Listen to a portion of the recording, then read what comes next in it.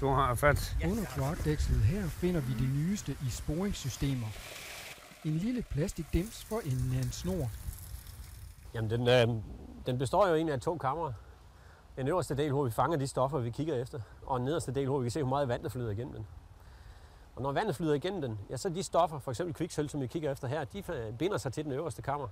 Og af det nederste kammer, der kan vi så se, hvor meget vand der er igennem, og så kan vi få en koncentration. Den hænger så bare i kloakken i en måneds tid og måler alt det, som hospitalet ved siden af lukker ud 24 timer i døgnet. Frem for på den måde, som det normalt sker på, at man så en øjebliksprøve, og dermed konstaterer, om der er noget eller ikke noget. Men i næste øjeblik kan der være noget.